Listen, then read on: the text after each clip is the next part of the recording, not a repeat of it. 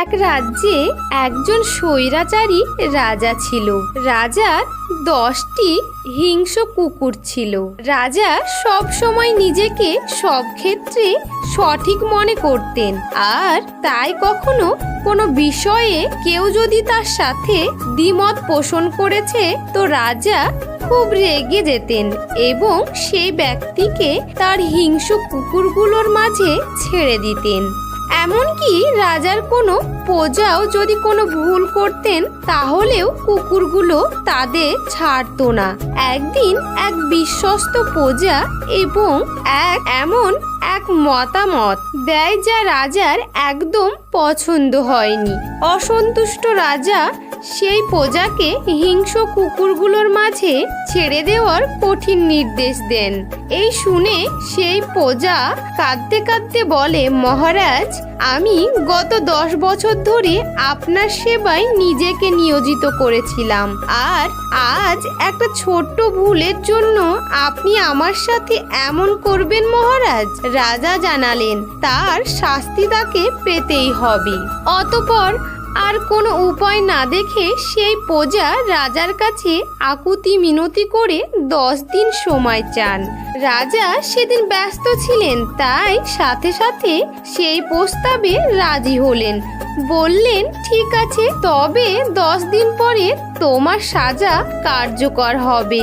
সেই 10 দিনের প্রথম দিন প্রজা গিয়ে হাজির হলো সেই হিংস্র কুকুরগুলোর দেখভাল করা ব্যক্তির কাছে। সেই ব্যক্তির কাছে গিয়ে প্রজা তার কাজটি 10 দিনের জন্য ফ্রিতে করতে চাইলেন। এমন প্রস্তাবে ওই ব্যক্তি একটু বিরক্তি হলেও যখন ভাবলেন 10 দিন আরাম আয়েশে কাটাতে পারবেন, অন্তত এই হিংস্র জানোয়ারগুলোকে লালন পালন করতে হবে না, এই ভেবে সে রাজি হয়ে গেলেন। এরপর থেকে সাজাপ্রাপ্ত প্রজা হিংস্র কুকুরগুলোর সেবা যত্ন করতে শুরু করলেন। সে সারাটা দিন কুকুরগুলোর পিছনে ব্যয় করত। তাদের খাওয়ানো, চান করানো, শরীর পরিষ্কার করানো, যাবতীয় কাজ নিজের হাতে করতে শুরু করলেন। এইভাবেই 10 দিন কেটে গেল।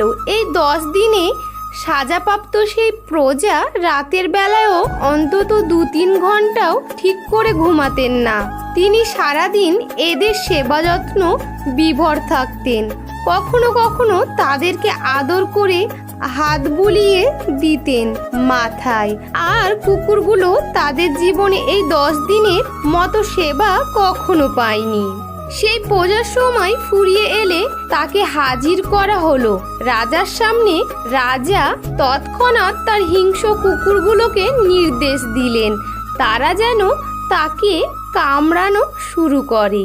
কিন্তু রাজদরবারে থাকা সবাইকে অবাক করে দিয়ে কুকুরগুলো সেই প্রজাকে একটা কামড়ও দিল না, বরং রাজার নির্দেশ পেয়ে কুকুরগুলো দৌড়ে গিয়ে সেই প্রজার পা থেকে শুরু করে সমস্ত শরীর চাটা শুরু করলো। রাজা হতভম্ব হয়ে গেলেন। আমার কুকুরগুলো এই লোকটাকে কামড়ে খাওয়ার বদলে তার পা চেটে দিচ্ছে কেন? কি হয়েছে তাদের? এই প্রশ্নটার উত্তর দিলেন সেই প্রজা। সে বলল, মহারাজ, এই কুকুরগুলোকে আমি 10 দিন নিজের সর্বোচ্চ সেবা দিয়ে লালন পালন করেছি। আমার এই 10 দিন সেবার কথা তারা ভুলে যায়নি মহারাজ। অথচ গত 10 বছর ধরে আপনাকে সেবা দেওয়ার পরও আমার করা প্রথম ভুলের কারণে আপনি সব অবদান ভুলে গেলেন।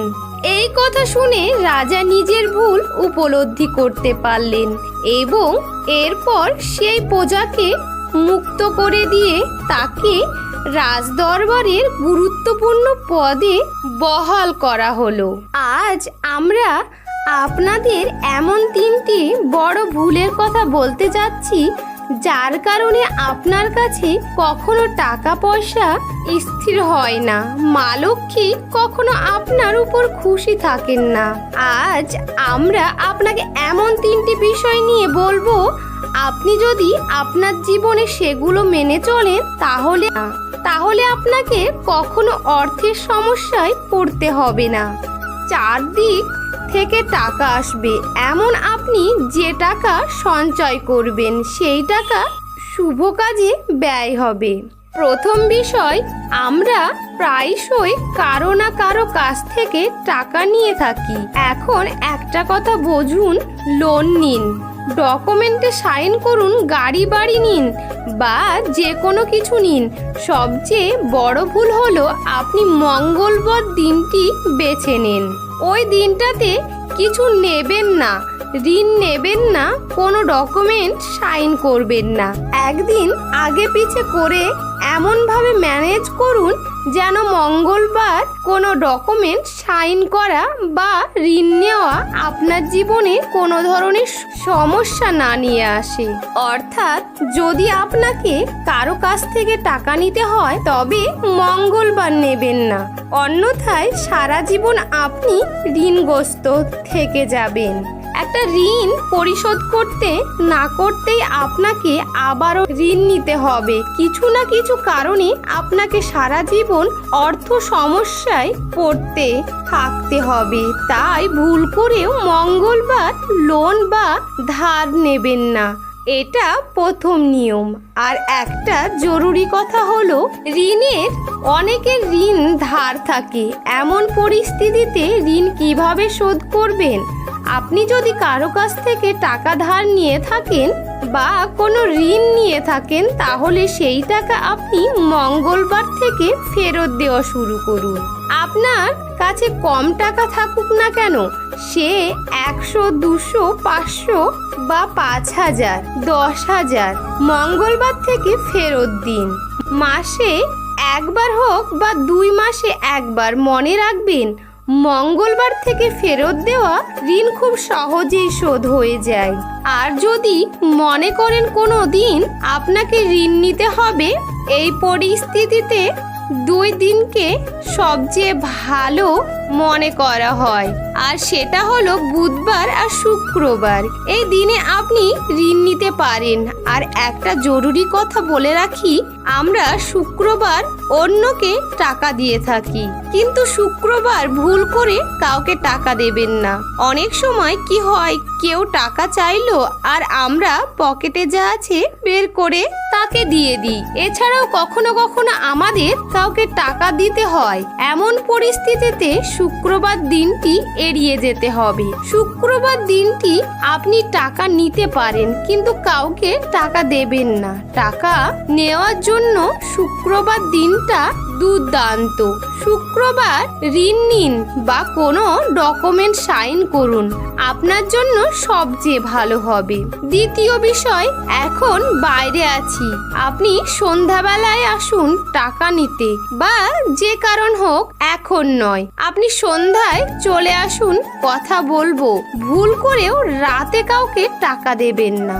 দিন সকালে তার সাথে দেখা করুন বা তাকে আসতে বলুন, কিন্তু রাতে টাকা দেওয়াই এড়াতে হবে। যে ব্যক্তি সন্ধ্যায় পকেট থেকে বা ঘর থেকে টাকা বের করে অন্যকে দেয় তার কখনো অর্থবৃদ্ধি হয় না। তৃতীয় বিষয়, আপনার বাড়িতে যত টাকাই পড়ে থাকুক না কেন, আপনার ঘরের আলমারিতে অবশ্যই একটি নোটের বান্ডিল থাকতে হবে। আপনি সেটি খরচ করবেন না, 10 টাকার হোক বা 50 টাকার হোক। সুরক্ষিতভাবে একটি বান্ডিল আপনার আলমারিতে সব সময় থাকা উচিত। যে টাকা আপনার হাতে আসে আপনি তা আপনার স্ত্রীকে দেবেন, আলমারিতে তুলে রাখো। আপনি ভুল করেও সেই আলমারি দেখবেন না। যে আলমারিতে বা যেখানে টাকা রাখা হচ্ছে সেখানে আপনি তাকাবেন না। আপনার স্ত্রী যদি রাখে তবে প্রয়োজন পড়লে তাকে বলুন আপনাকে টাকা বের করে দেবে। আপনি ভুল করেও টাকা বের করবেন না, কারণ টাকা না তো দেখার প্রয়োজন আছে না তো কাউকে দেখানোর। আপনি যদি আলমারি পরিচালনা করেছেন তবে সেটি দেখার অধিকার আপনার, এবং আপনি যেখানে টাকা রাখতে এবং খরচ করতে পারেন, কিন্তু আপনার স্ত্রী যদি এটা করে থাকেন তাহলে তার উপর ছেড়ে দিন। আলমারিতে হাত দেবেন না, টাকায় হাত দেবেন না, না হলে ওই জিনিসগুলো সেই জায়গাটি থেকে কোথাও না কোথাও দূষিত করবে এবং আপনার অর্থ স্থির হবে না। তাই বন্ধুরা, এই গুরুত্বপূর্ণ বিষয়গুলো অবশ্যই মাথায় রাখুন। যদিও বিষয়গুলো খুব ছোট, কিন্তু এর প্রভাব অনেক বড়। আর এই বড় প্রভাব আপনার জীবনকে একটি বড় পরিবর্তন আনতে পারে।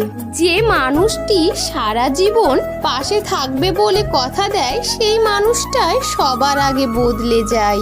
ভালো কথা খুঁজে না পেলে চুপ থাকো। খারাপ কথা বলার জন্য কেউ কোনোদিন নোবেল পায়নি। এমনকি চুপ থাকার অপরাধে কারো কখনো ফাঁসিও হয়নি। বাবার টাকায় ফুটুনি মারা ছেলেটা তোমায় মিথ্যে বলে স্বপ্ন দেখাবে, কিন্তু মধ্যবিত্ত ঘরের খেটে খাওয়া ছেলেটা তোমায় বাস্তবে করে দেখাবে। কখনো গায়ের রং দেখে প্রেম করা ঠিক না, মনে রাখবেন। কালো পিঁপড়ার চেয়ে লাল পিঁপড়ার বিষ অনেক বেশি। প্রথম পরিচয় হওয়ার সময় মানুষ যেমন দেখায় চিরদিন তেমন থাকে না। লোকের চোখে খারাপ হতে গেলে খারাপ কাজ করার দরকার নেই। শুধু উচিত কথা বলবেন, মানুষের চোখে খারাপ হয়ে যাবেন।